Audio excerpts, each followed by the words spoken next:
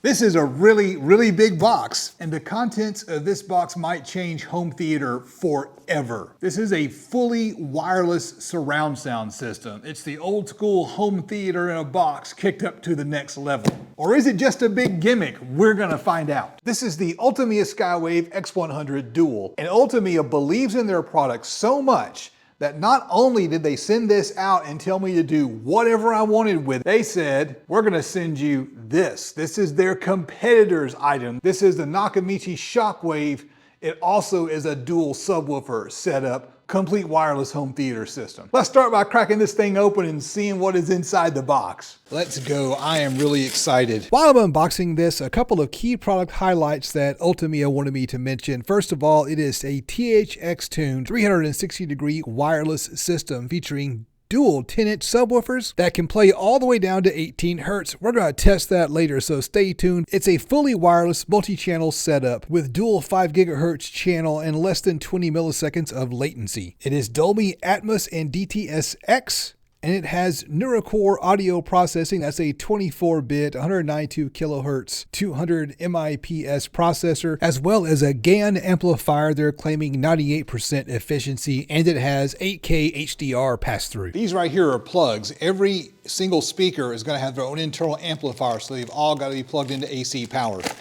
So that's cool. Owner's manual, HDMI cable, remote control. What is in the box? This looks like a subwoofer. All right.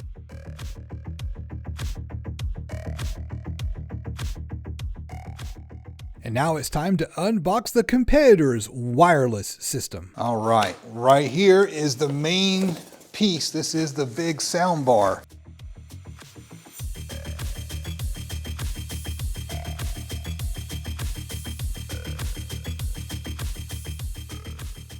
Okay, I got everything out of the box and I haven't done anything besides unbox them. And here are the things that jumped out at me at first. One, the Ultimea, the subwoofers are heavier. Now that might just mean it was made out of heavier wood, or it might mean heavier magnet, bigger amplifier. So already going into it, I'm expecting to get more bass out of the Ultimea just because the subwoofers are heavier. The other thing is the Nakamichi is not a full wireless surround sound system. It looks like the subwoofers are wireless, but then you have to wire the surround speakers to your subwoofers. If you're buying something like this, you're not looking for the ultimate sound quality system, because if you were looking for the ultimate sound quality system, you'd run the wires in your wall, you go all out. If you're buying something like this, it's because you can't do all that wiring because maybe you live in an apartment, or the wife approval factor is a big part of your decision making, meaning you need something that's simple and small and compact that the wife will enjoy looking at. All the married guys out there know that the wife wants the place to look a certain way. If it doesn't look that way,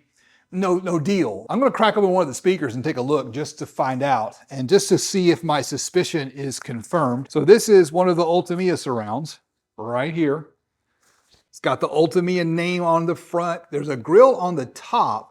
On the back, there's a threaded nut for threading it into a wall, and on the bottom is a DC in. So that's it. You're just gonna plug a wall board into the wall and plug this into that wall board. It's not a very big speaker. And honestly, the rear surrounds, they're not gonna do a lot of heavy lifting, so you can get away with something smaller for the rear surrounds. All right, here's our center channel. It's gonna have an amplifier inside of it, and this is kind of the brains of the operation. First of all, got some threads for wall mounting on the back, an E-arc, and then HDMI in. So you'll end up using the inputs on your TV as your inputs if you have more equipment, because you only got one HDMI in on this one outside of your TV. Got an optical in, a USB, and a DC in. And on the ends here, it's got these 4 studs, and it's got these holes. So what this is this is designed to slot into the side speakers. Let me grab one of those and show you. All right, here's that side speaker, and you can see the electrical terminal connections there, and 4 more studs and 4 more slots. So that's gonna slide in and click and mount in. No DC input on this. So what this is a sound bar in 3 pieces that you've got to assemble. Here's the subwoofer. This is cool. It's definitely got the look. There's a cover over the subwoofer. You can see the subwoofer back behind this piece, and this pretty reflective, shiny kind of bronze ring around it. Makes for a really cool look.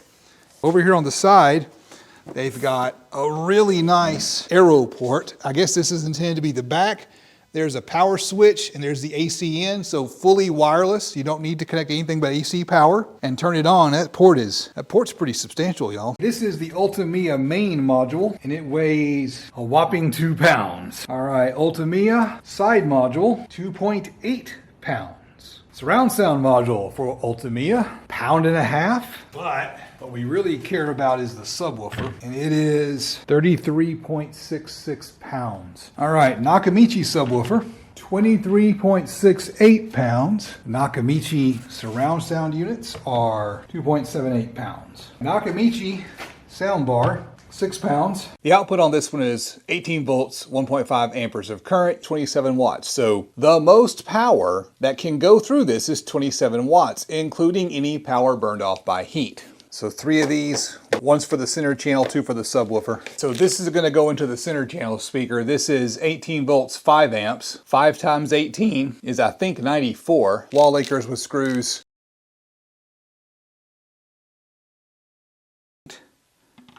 And hold your tongue just right to get it to line up.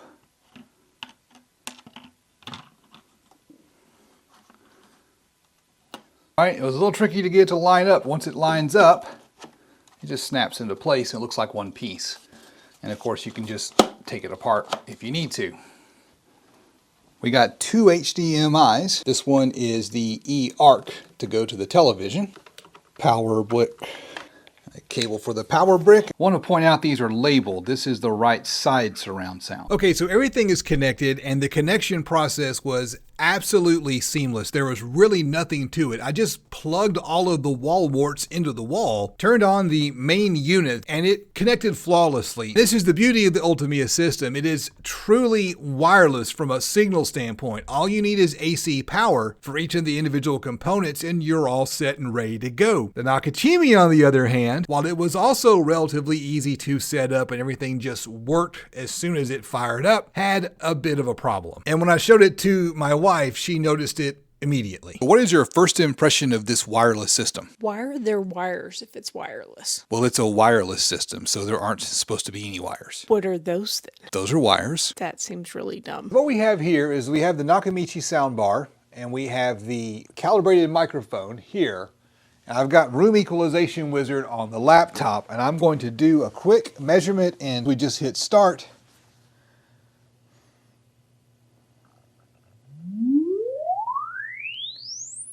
And that gives us a measurement. It looks crazy. That's because it's an in-room measurement, so you're going to get some room effects. So we're going to smooth those so we can get a good visual of what's going on. So this is just the soundbar itself, none of the rear surrounds. We're just trying to get an idea of the frequency response.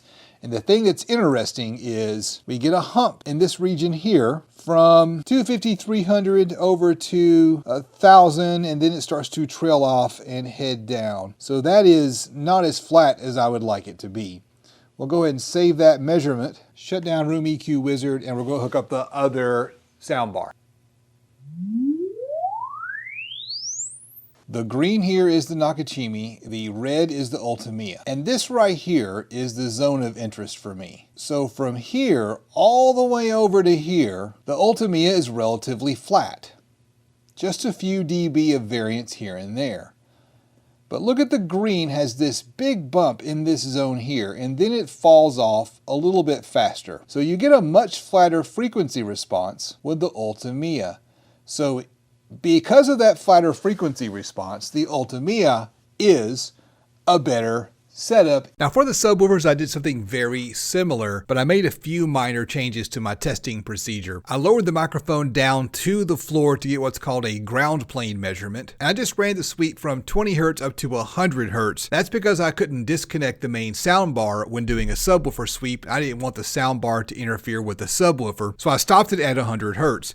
And this is the way it looks like below 100 Hertz. The first thing I want to point out right here is both of them had a dip in this 55, 56 kind of range. So that's 53 Hertz. That's 56 Hertz. They both dip from that room null, and the Ultimea then recovers and plays flat till about 30 hertz and trails off. Now looking at the Nakamichi subwoofer, it's clearly got a much shorter port and it's in a smaller enclosure. So when you put a shorter port in a smaller enclosure, you're going to be tuned higher, and we can see this here. We have that drop off going from here down to here, and instead of recovering from that room node, it kind of plays out. So the Ultimea absolutely goes lower. The Ultimea is clearly the better subwoofer. Okay, let's talk about that test for just a second. That's an in-room measurement, and in-room measurements are not scientific lab-grade measurements. But because I use the same testing procedure for both systems, the comparison between the two systems is valid. I shared my test results with Ultimea because they didn't line up exactly with Ultimea's advertised results. And what they did was interesting. They didn't demand that I remove the test results from the video. And a lot of companies will do that. And I tell them no when they demand that, because the test result is the test result. So that speaks to their integrity, that they wouldn't demand that I remove this test result. What they did want is they wanted me to explain how they got their number. They put it in movie mode using the app. And let me tell you, the app, they're underselling the usefulness of their app. Their app has a hidden feature that I'm going to tell you about in just a little bit. And they put it in movie mode, which boosts the low frequencies like you would want when watching a movie. And they cranked the bass up to, I think, +6. And then they were able to get -10 dB at 18 hertz. I didn't do that because I wanted a flat to flat, right out of the box comparison without any adjustments. A side-by-side comparison at the same time in the same room, and the Ultimea wins that contest. Here is the app. This app does all the things you would expect it to do. It gives you a great deal of control. You can choose the different DSP modes for movie and voice. You can adjust individual speaker level. And of course, it has a full EQ section on it as well. So it does everything that you would expect an app to do for an audio device. And then there's this thing right here. It has this thing called AuraCast. AuraCast allows you to link multiple Ultimea products together so that you can have whole house audio, wireless whole house audio. I'm not sure if it's compatible with everything they sell, but it looks like it's compatible with this cool party speaker. So grab a couple of those and you can throw a hell of a party. Now, the other important thing you need to know is that you can't buy this today because they haven't launched it yet. They have their official launch on Kickstarter on March 12th, 2026. And if you'll jump on Kickstarter and do a pre-order, you can save some money on the system. Now, as for my listening impressions, on both systems, I fired up the Wolverine movie. And at the beginning of the Wolverine movie, Wolverine survives the blast from a nuclear bomb. And it's an amazing scene with some impactful audio. That impactful audio completely fell short on the Nakamichi system because it just doesn't have the low frequency punch. It sounded great on the Ultimea. Those two 10-inch subwoofers with the ability to dig down just a little bit lower changes the entire thing. One of my favorite shows to watch on TV right now is Drive to Survive, which is a dramatized story about Formula One, and it's very common for them to make this big, loud bass sweeping sound where the frequency drops and the bass pans from left to right. And it sounded great on the Ultimea, and it almost wasn't even there on the Nakamichi. The other thing I ran into on the Nakamichi, if I'm watching TV or a movie, I've actually got to pull the subwoofer level down in order to get good, clear vocals. So if I actually want to hear what the actors are saying, I lose the bass impact on that system. The Ultimea Skywave X100 Dual handled it just fine. It's absolutely a better sounding setup. So here is my breakdown. The very first thing is the wife approval factor. When I showed my wife both units, asked her which one she liked better, just the visual appeal, she liked the Ultimea better. Wireless. The Nakamichi is tethered. You still have to plug signal wires into the subwoofers to get to the rear surrounds, which means you're limited to where you can place the rear surrounds. The Ultimea, if you've got a plug, you can hook up the speakers. Frequency response, the Ultimea has a better frequency response. It plays lower and it's flatter in the mid-range region. Where both of them fall short, neither one gets a check mark for this, is the soundstage. For a home theater system, you want a very wide front soundstage. And because the right and left speakers are so close to the center speaker, you don't get that wide soundstage. To get a good front soundstage, stage, you want your right and left speaker spread out as far from the center as you possibly can. And I was really excited when I first opened the Ultimea because I thought it was going to have separate speakers for the right and left, and was a bit disappointed when I saw it was just a fancy sound bar that hooked together. Now, on the flip side of that, the kind of consumer that's going to buy this is not going to be putting this in a room that's as large or as wide as mine. This is really targeted at a consumer that can't run a bunch of wires for whatever reason.